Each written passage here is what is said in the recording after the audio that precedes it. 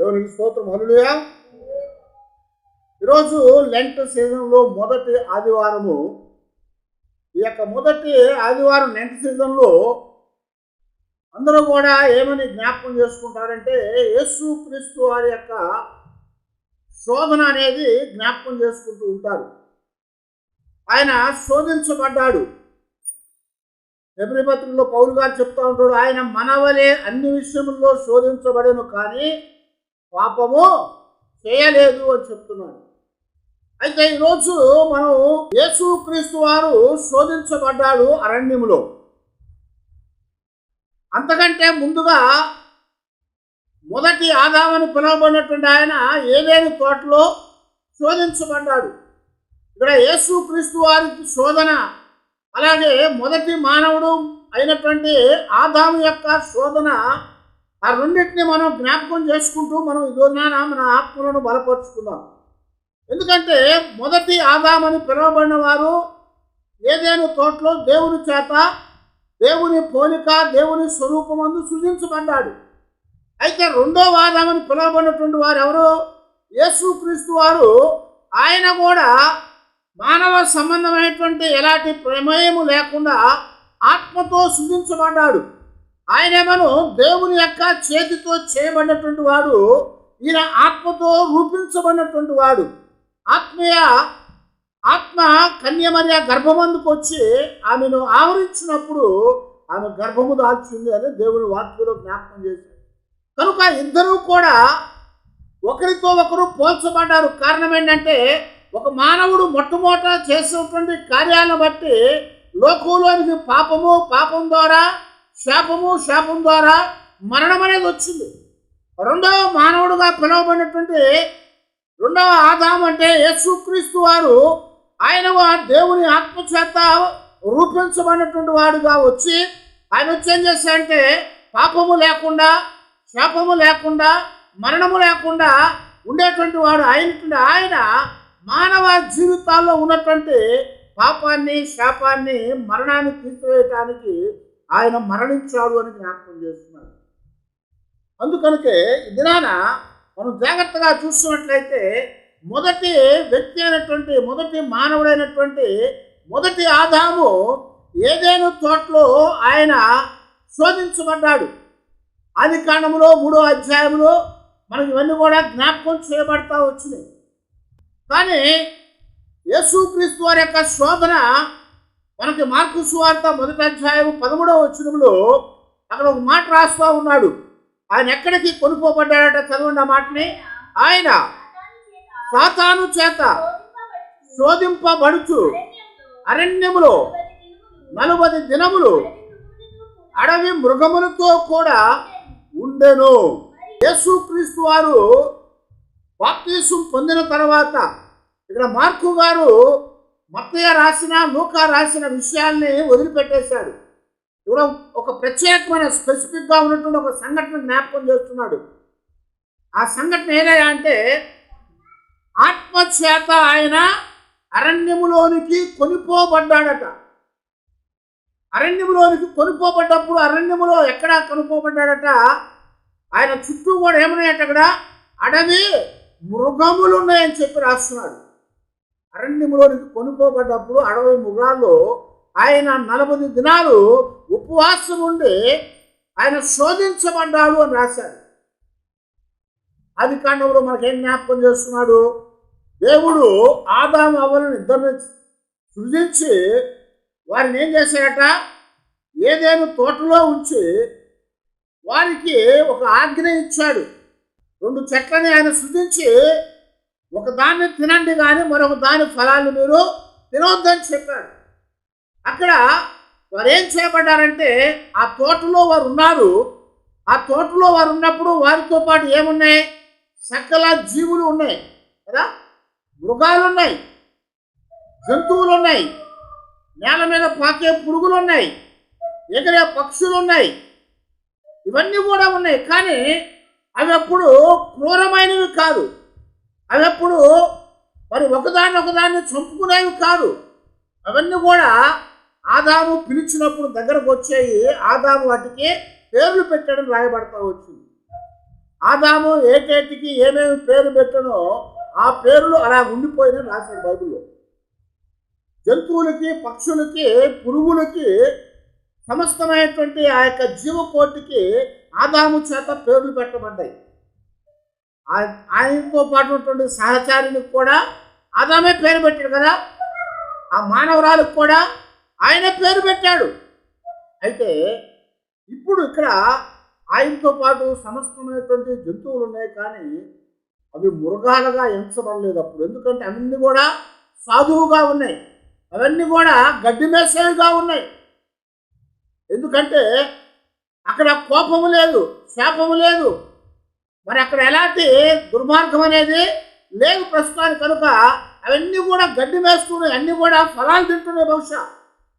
ఎందుకంటే యెషయా గ్రంథంలో 11వ అధ్యాయంలో మనం గమనిస్తూ ఉంటాము, దేవుని యొక్క రాజ్యం వచ్చినప్పుడట అక్కడ చాలా చక్కటి విషయాన్ని ఆయన జ్ఞాపకం చేస్తూ ఉంటాడు. చూడండి, యెషయా గ్రంథంలో 11వ అధ్యాయము 4వ వచనం దగ్గర నుంచి, తోడేలు గొర్రె పిల్ల యొద్ద వాసము చేయును, చిరుతపులి మేకపిల్ల యొద్ద పండుకొనును, దూడయు కొదమ సింహమును పెంచబడిన కోడయు కూడుకొనగా బాలుడు వాటిని తోలును, ఆవులు ఎలుగులు కూడి మేయును, వాటి పిల్లలు ఒక చోటనే పడుకొండును, ఎద్దు మేయినట్లు సింహము గడ్డి మేయును, పాలు కూర్చు పిల్ల నాగుపాము పుట్ట యొద్ద ఆటలాడును, మిడినాగు పుట్ట మీద పాలు విడిచిన పిల్ల తన చెయ్యి చాచును, నా పరిశుద్ధ పర్వతమంతటా ఏ మృగమును హాని చేయదు, నాశనము చేయదు. సముద్రము జలముతో నిండి ఉన్నట్లు లోకము యెహోవాను గూర్చిన జ్ఞానముతో నిండి ఉండను. హల్లెలూయా. ఏమని జ్ఞాపకం చేస్తారండి? ఆ దినాన ఏదేను తోటలో ఎలాగున్నాయంటే, ఇక్కడ దేవుని యొక్క రాజ్యము భూమి మీదకి వచ్చినప్పుడు ఇలాగుంటుందని చెప్తున్నాడు. ఆ రోజున ఏదేను తోటలో కూడా ఇలాగే ఉంది. సింహాలు ఏం తిన్నాయి? మాంసం తిన్నాయా? గడ్డి తిన్నవి. సింహములు గడ్డి మేసినాయట. ఆవులు, ఆ తర్వాత ఎలుగులు అంటే ఎలుగుబంట్లు కలిసి మేస్తూ ఉన్నాయట. మరి తోడేలు గొర్రె పిల్లలు కలిసి ఉన్నాయట. చిరుతపులి మేకపిల్ల కలిసి పండుకుంటున్నాయట. తోడేలు కొదమ సింహములు పెంచబడినటువంటి కోడెల్లాగా కూడుకొని ఆడుకుంటున్నాయట. పసిపిల్లలు నాగుపాములతో ఆడుతున్నారట. ఇవన్నీ కూడా ఎలాగున్నాయంటే, ఆ దినాన ఏదేను తోటలో ఎలాగుందో అలాంటి పరిస్థితి ఇక్కడ దేవుడు మనకి జ్ఞాపకం చేస్తున్నాడు. ఆ దినాన ఆ జంతువులన్నీ కూడా సాధువైనవి, ఆదాముతో ఆడుకుంటా ఉన్నాయి. అయితే ఇప్పుడు ఆదాము వాటి మధ్యలో ఉన్నాడు. యేసుక్రీస్తు వారు ఎక్కడున్నారట? అడవి మృగములతో ఉన్నాడు అని జ్ఞాపకం చేస్తున్నాడు. అడవి మృగాలు ఉన్నాయి అక్కడక్కడ, అనేకమైనటువంటి విష సంబంధమైన అన్నీ కూడా అరణ్యములో ఉన్నాయి. ఇక్కడ అరణ్యం అంటే మనం చూసినట్లుగా ఏదేను తోట, ఇది అక్కడ అరణ్యము. అరణ్యం అంటే మనకు గుర్తొచ్చేది ఏంటి? అరణ్యం అంటే మామూలుగా చెట్లు అనుకుంటాం కదా. ఇక్కడ విల్డర్నెస్ అన్నాడు. విల్డర్నెస్ అంటే అది ఎడారి. విల్డర్నెస్ అంటే ఎడారి. ఆ ఎడారిలో ఏముంటాయి? మృగాలు కొన్ని ఉంటాయి, విషపూరితమైనవి ఉంటాయి. అక్కడ కొంచెం నీరుండొచ్చేమో, కానీ ఎలాంటి ఆహార సంబంధమైనవి దొరకవు మనకి. అయితే ఇక్కడ సమృద్ధిగా ఉన్నటువంటి ఆదాము ఉన్నాడు. ఆదాము యొక్క జీవితంలో సమృద్ధి ఉంది కదా. అక్కడ ఆ చెట్ల ఫలాలన్నీ కూడా ఆయన కోసుకొని తినమని చెప్పాడు దేవుడు. భూజంతువుల్ని, ఆకాశ పక్షుల్ని, సముద్ర వత్సలాల్ని నీకు ఆహారంగా ఇచ్చాను దేవుడు అప్పుడే చెప్పాడు. మరి ఆదాము చేపలు తిన్నాడో లేకపోతే గుర్ర మేకపిల్లను కోసుకొని తిన్నాడో మనకు రాయబడలేదు. దేవుడు తినమని ఆజ్ఞ ఇచ్చాడు. అక్కడ సింహపిల్లలు, సింహాలు కూడా గడ్డి మేస్తున్నాయి. అయితే అలాంటి కోటలో ఆదాము ఉన్నాడు. సమృద్ధిగా కడుపు నిండినటువంటి స్థితిలో ఆదాము ఉన్నాడు. అక్కడ యేసుక్రీస్తు వారు ఎలా ఉన్నారు? 40 దినాలు ఉపవాసం ఉన్నాడు. 40 దినాలు ఆ కడుపంతా కాలిపోతా ఉంది. ఏమీ తిండి లేని పరిస్థితి. ఏమైనా తినడానికి కూడా అక్కడ ఏమి కూడా దొరకని పరిస్థితి. అక్కడ అది యూదా అరణ్యం అని జ్ఞాపకం చేస్తున్నాడు. అక్కడ క్రూరమైన మృగములు ఉన్నాయి, అడవి మృగాలతో ఉన్నాడు ఆయన. మనం జాగ్రత్తగా చూస్తూ ఉంటే కీర్తన 22లో జ్ఞాపకం చేస్తూ ఉంటాడు ఆయన. ఎక్కడున్నట్ట ఆయన చుట్టూ ఏమున్నాయని చెప్తున్నాడు అక్కడ 22 కీర్తన. దేవుడు వాక్యంలో దావీదు రాస్తూ చెప్తాడు, వృషభములు అనేకములు నన్ను చుట్టుకొని ఉన్నవి, బాషాను దేశపు బలమైన వృషభములు నన్ను ఆవరించి ఉన్నవి. చీల్చుచును గర్జించుచునుండు సింహం వలె అవి నోళ్లు తెరచుచున్నవి. ఆయన ఎలాగున్నాడట? అడవి మృగాలతో ఉన్నాడు. ఆయన చుట్టూ కూడా వృషభాలు ఉన్నాయి. ఆయన చుట్టూ కూడా బాషాను దేశపు బలమైన వృషభాలు ఉన్నాయి. వృషభాలంటే ఏంటి? వృషభాలంటే ఒక బలమైనటువంటి ఎద్దులు లాంటివి, జడల బరులు అనమాట. అవి చాలా బలంగా ఉంటాయి. అవి సింహాన్ని కొడితే సింహము పుచ్చి పగిలిపోద్ది, రాతి కొండను కొడితే రాళ్ళు పగిలిపోతాయి, అంత బలంగా ఉంటుంది వాటి పుర్రె. అవి చుట్టూ కూడా నిలిచున్నాయట. అవి ఎలాగున్నాయట? చీల్చినట్లుగా గద్దించుచున్నాయట. సింహముల వలె వాళ్ళు నోళ్లు తెరిచున్నాయట అవన్నీ కూడా. అలాంటి పరిస్థితుల్లో యేసు ప్రభు వారు అరణ్యములో ఉపవాసంలో ఉన్నాడు. ఇక్కడ ఆదామేమను సమృద్ధిగా ఉన్నాడు. ఇప్పుడు శోధన వచ్చింది. ఆ శోధన ఎలాగ వచ్చిందట? సాతాను వచ్చి సర్పాన్ని ఆవరించి అవ్వమ్మ దగ్గరికి వచ్చి ఒక ప్రశ్న వేసింది. ఏమని ప్రశ్నించింది? దేవుడు మీతో ఏమైనా చెప్పాడా? ఎంత అనుమానం కదా!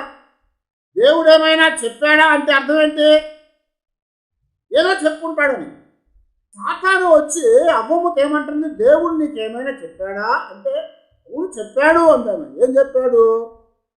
ఆ చెట్టు ఫలాలు మీరు తినవద్దని చెప్పాడా అంటే అవును తినవద్దన్నాడు. వాటిని కనీసం మీరు ముట్టుకోవద్దు, వాటిని తినవద్దు, మీరు ముట్టుకోవద్దని చెప్పాడని ఆ సాతానుతో అవ్వమ్మ చెప్పినప్పుడు వారి జీవితాల్లో శోధన ప్రారంభమైంది. అక్కడ సాతాను ప్రశ్నించగానే శోధన వచ్చింది. ఇక్కడ యేసు ప్రభు వారి దగ్గర కూడా సాతాను వచ్చి ఏమంటుంది? ఆయన ఉపవాసం ఉన్నాడు 40 దినాలు. ఆయన శరీరం అంతా కూడా బలహీనమైపోయింది. ఆయన మరి నీరసంగా ఉన్నాడు. అలాంటి పరిస్థితుల్లో ప్రభువు దగ్గరకు వచ్చి సాతాను అంటుంది కదా, నువ్వు ఆకలిగా ఉన్నావు కదా, నువ్వు ఉపవాసం ఉన్నావు కదా, అయితే నువ్వు దేవుని కుమారుడివి. ఏమంది? నువ్వు దేవుని కుమారుడు అని చెప్తుంది. అందుకని ఇక్కడ మొదటి శోధన అనేది అవ్వమ్మ దగ్గరికి ఆదాము దగ్గరికి ఎలాగ వచ్చిందంటే ఆహార నిమిత్తం వచ్చింది. అక్కడ ఆ పండ్లను తినవద్దని దేవుడు చెప్తే వాటిని తిన్నారు. ఇక్కడ యేసు ప్రభు వారి దగ్గర కూడా సాతాను చేంజ్ చేస్తుందట. నువ్వు దేవుని కుమారుడు అయితే నువ్వు ఆకలితో ఉన్నావు కనుక ఈ రాళ్లను నువ్వు రొట్టెలుగా మార్చుకో, ఈ రాళ్లను రొట్టెలుగా మార్చుకొని నువ్వు తినని చెప్తుంది. శోధన అనేది ఇద్దరికి ఒకేలాగా వచ్చింది. ఇక్కడ ఆహార సంబంధంగా వచ్చింది, అక్కడ కూడా ఆహార సంబంధంగా వచ్చింది. దేవుని రాజ్యం అంటే పౌలు గారు చెప్తున్నాడు, దేవుని రాజ్యం అంటే భోజనమును పానమును కాదు, కానీ నీతియు దేవుని అందలి ఆనందమైందని చెప్పాడు. దేవుని రాజ్యం అంటే ఆహారము పానీయం మాత్రం కాదు, కానీ దేవుని అందరి ఆనందము నీతి అయి ఉన్నది అని జ్ఞాపకం చేశారు. ఇక్కడ యేసుక్రీస్తు వారు ఆకలితో ఉన్నారు. 40 దినాలు ఉపవాసం ఉంది. ఆయన ఉపవాసం ఉండి ఆకలితో ఉన్నాడు కనుక సాతాను వచ్చి ఆయన్ని శోధించింది. వాళ్ళు తిండి సమృద్ధిగా ఉన్నప్పుడు వచ్చి వాళ్ళని శోధించింది. ఇక్కడ తిండి లేకుండా ఆకలితో ఉన్నటువంటి యేసు ప్రభు దగ్గరకు వచ్చి ఇక్కడ శోధించి నువ్వు దేవుని కుమారుడు అయితే ఈ రాళ్ళను రొట్టెలుగా చేసుకొని తినమని చెప్పి నువ్వు ప్రభు ఏం చెప్తున్నాడు ఇక్కడ? అక్కడ ఆదాము అవ్వలు గద్దించలేదు. దేవుడి ఫలం తినొద్దని చెప్పాడు, నువ్వు తినమని చెప్పలేదు. మాకు ఇదిగో జీవవృక్ష ఫలాలు ఇచ్చాడు, మాకు తినమనుకున్నాడు, అది తింటామని చెప్పలేదు వాళ్ళు. వెంటనే అక్కడ ఆ ఫలాలు చూసినప్పుడు అవి ఆమెకి ఎలా కనపడ్డాయట? అవి ఆహారమునకు మంచివిగాను రమ్యమైనవిగా కళ్ళకు కనపడ్డాయి. యేసు ప్రభువారు ఆకలితో ఉండి ఆ సాతానుతో చెప్తున్నాడు కదా, సాతానా, మనుష్యుడు రొట్టె వలన కాదు కానీ దేవుని యొక్క నోట నుండి వచ్చి ప్రతి మాట వలన జీవించునని ద్వితీయోపదేశకాండంలో దేవుడు చెప్పాడు. దేవుని మాట జీవింపచేసేది. రొట్టెలు తిన్నవాళ్ళు చచ్చిపోయారు. అందుకని యేసు ప్రభువు కూడా ఏం చెప్పాడంటే, ఇదిగో మీ పితరులు అరణ్యంలో మన్నాను తిన్నారు, దేవదూతలు భుజించే ఆహారాన్ని వారు భుజించారు. దేవదూతలు తినే ఆహారం తింటే ఏమవ్వాలి? చచ్చిపోకూడదు కదా. దేవదూతలు తినే ఆహారం ఏంది? మన అమృతం అది కదా. అమృతం తాగితే ఏమవుతాం అనుకుంటారు? మరణం లేదనుకుంటారు. అది జీవాహారం. అది పరలోకంలో దూతలు తింటున్నారంటే అక్కడ పోడేది కాదు. అది వాళ్ళు తింటున్నారు కనుక ఇంకా అక్కడ మరణం అనేది లేదు. అక్కడ అది జీవాహారం. కానీ మీ పితరులు అరణ్యములో పరలోకము నుంచి దిగి వచ్చినటువంటి దేవదూతలు భుజించిన మన్నా తిన్నారు, కానీ వారు చనిపోయారు. మన్నా తిని కూడా చచ్చిపోయారు. కనుక రొట్టె వలన తిని మనం బ్రతకం. దేవుని నోట నుండి వచ్చిన ప్రతి మాట మనల్ని బ్రతికించేదిగా ఉంటుంది. అందుకనే కీర్తన 119 దావీదు జ్ఞాపకం చేస్తాడు, నీ నోటి మాట చేత నేను బలపరచబడుతున్నానంటున్నాడు. నీ మాటలు నన్ను బ్రతికించిని అని చెప్తున్నాడు. నీ మాటలు, నీ వాక్యము నా జీవితంలో నా ప్రాణానికి త్రాణ పుట్టించిందని చెప్తున్నాడు. దేవుని మాటలు బ్రతికించేయి.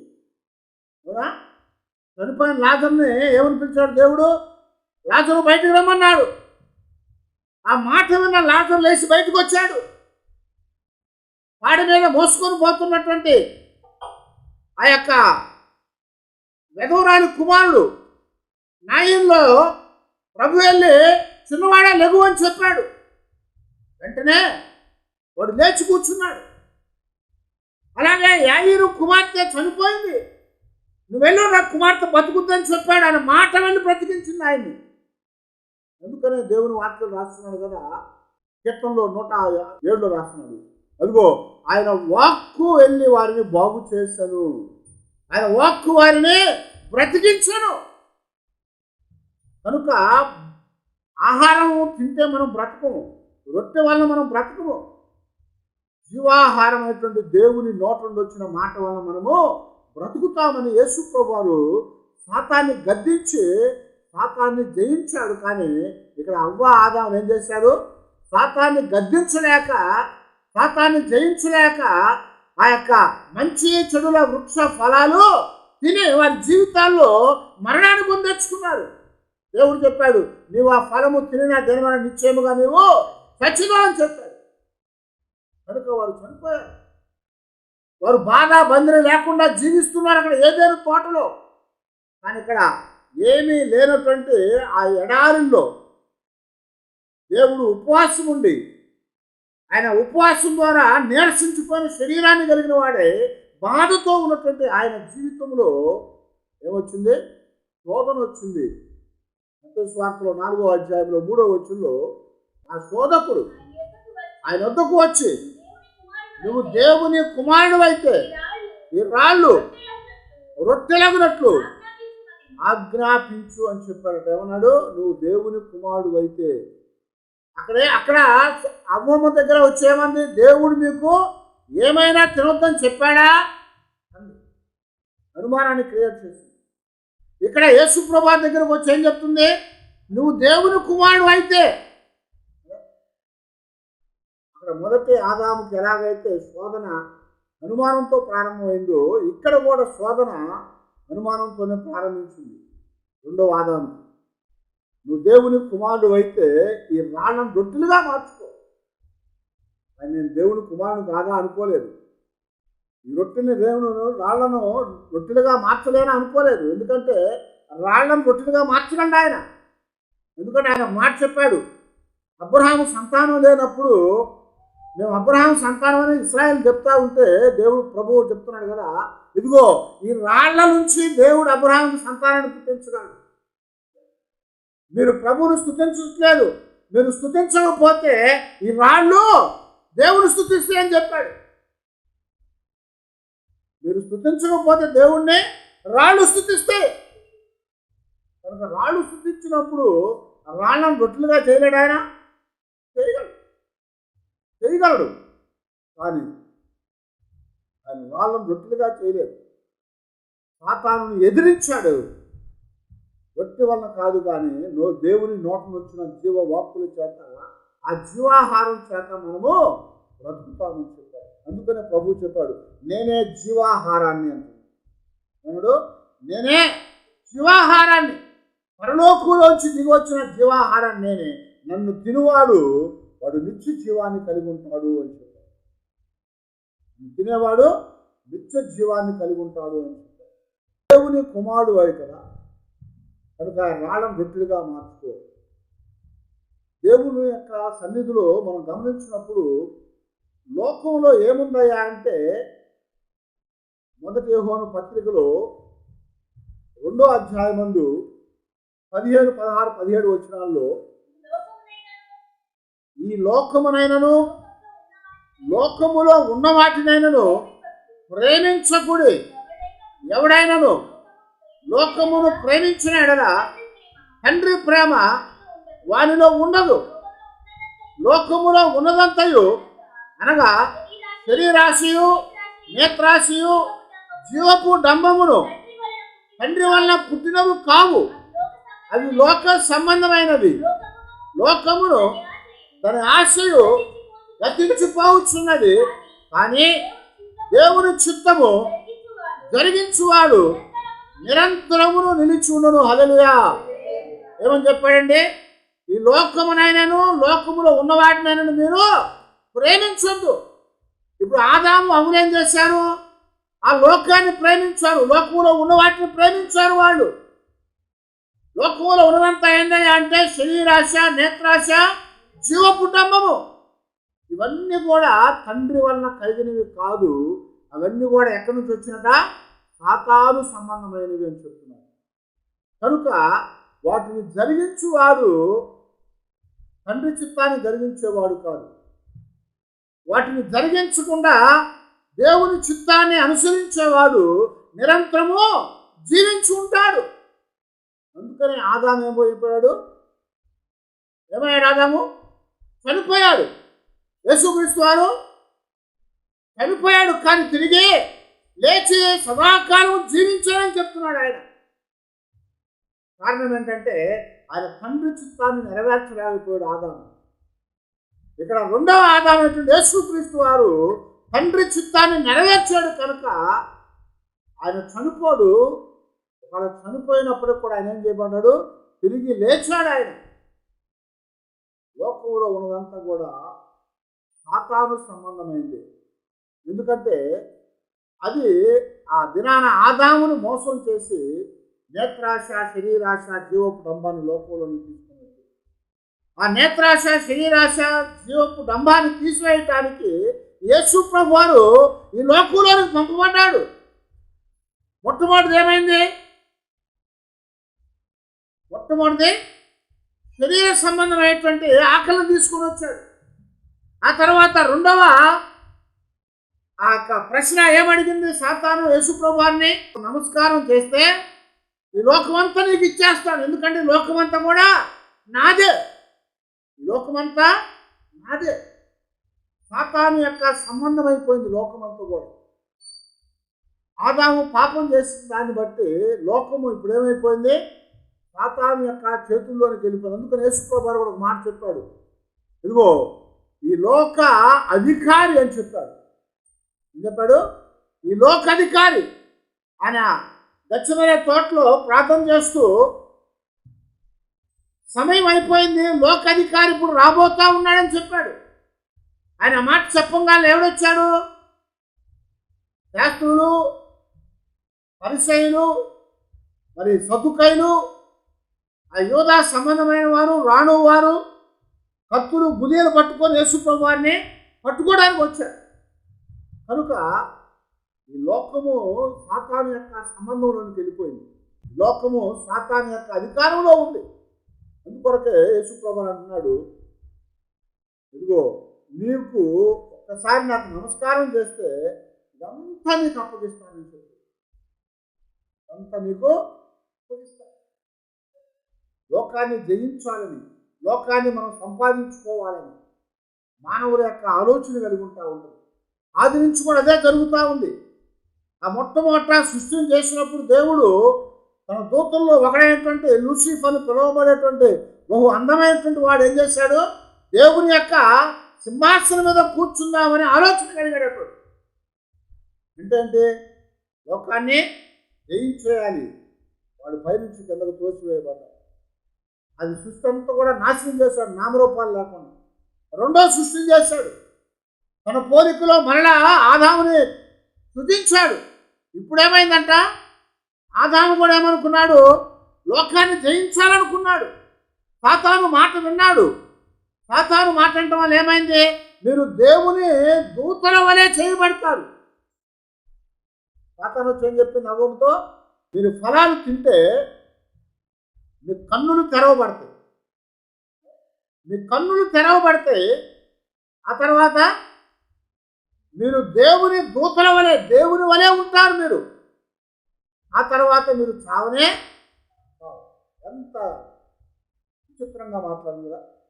మీ కన్నులు తెరవబడితే మీరు దేవుని దూతల్లాగా ఉంటారు, మీరు చావనే చావరని చెప్పి అంతా కూడా దేవునికి వ్యతిరేకంగా మాట్లాడింది ఇక్కడ. అయితే దేవుని దూతలు పాపం చేసి ఏం చేయబడ్డారు? కిందకి పడద్రోయబడి నాశనం చేయబడ్డారు.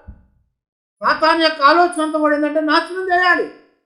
యేసుప్రభువు యోహాను సువార్త 10వ అధ్యాయం చెప్పాడు, వాడు దొంగతనం చేయటానికి, దోచుకోవటానికి, నరహత్యలు చేయటానికి వస్తాడు, కానీ మరి దేనికి రాడని చెప్పాడు.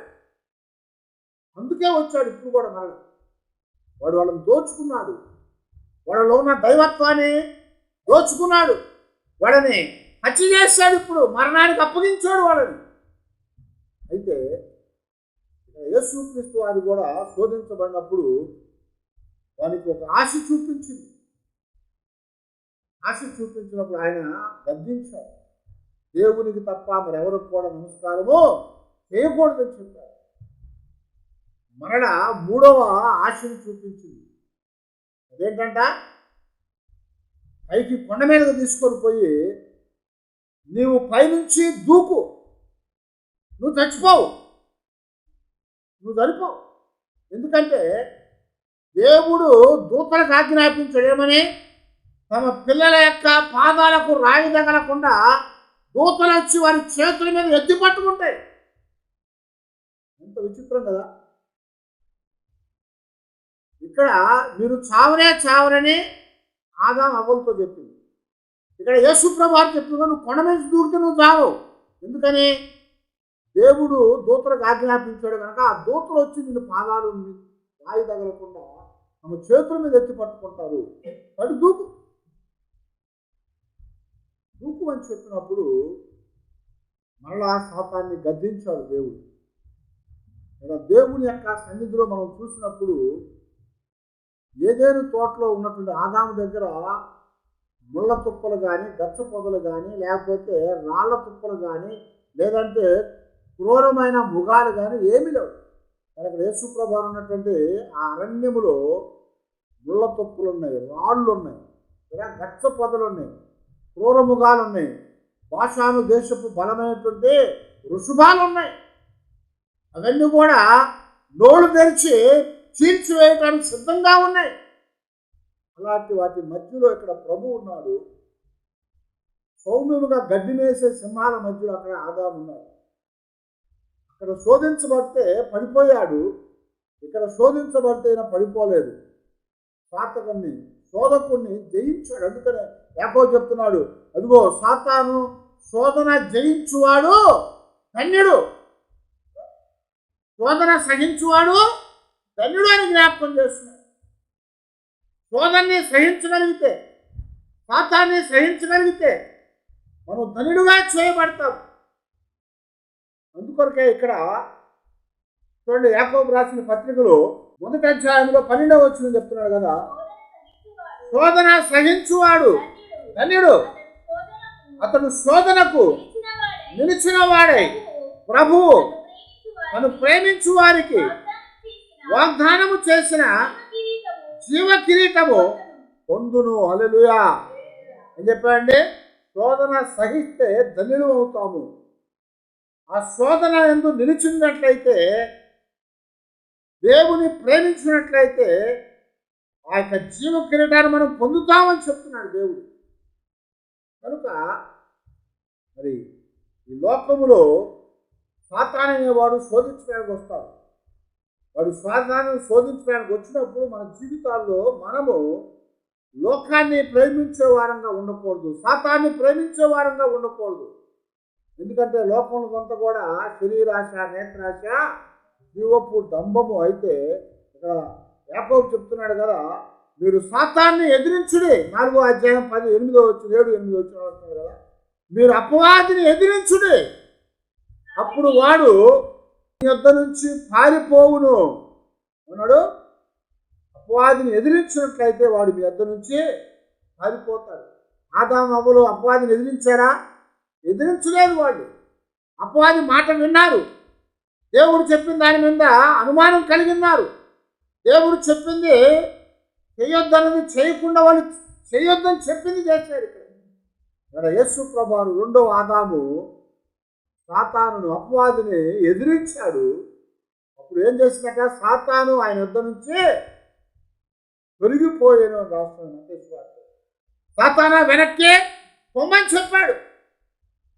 సాతాను వెళ్ళిపోయింది అక్కడి నుంచి. ఎందుకంటే అపవాదిని ఎదిరించినప్పుడు వాడి మీ యొద్ద నుంచి పారిపోవును. ఆయన శోధన జయించాడు. ఆ శోధన జయించిన వాడై ఆయన శోధనను ఎదిరించి దేవుని మహింపరిచాడు. కనుక శోధన సహించువాడు ధన్యుడు.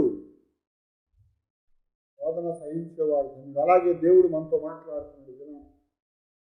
ఆదాము మొదటి వాడైనటువంటి మానవుడు సాతాను యొక్క శోధన జయించలేకపోయాడు. సాతాను యొక్క శోధనకు లోబడిపోయాడు.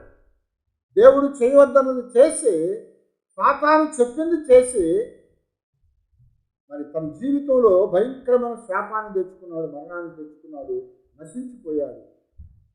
దేవుడిచ్చే జీవకృతం పొందటానికి అర్హతను కోల్పోయాడు.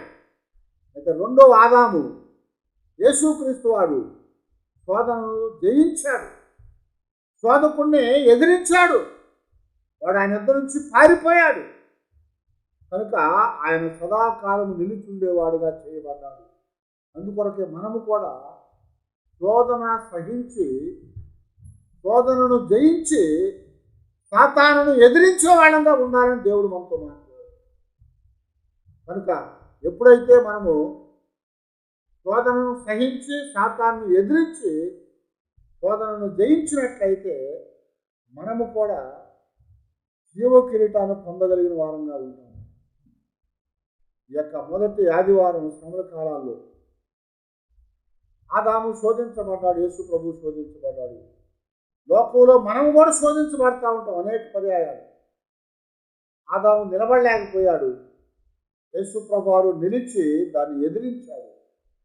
అందుకని దేవుడు చెప్తున్నాడు, మనం మొదటి ఆదాము శరీర సంబంధమైన వాడిని అనుసరించకూడదు, కానీ 2వ ఆదాము ఆత్మ సంబంధమైన వాడిని మనము అనుసరించాలి.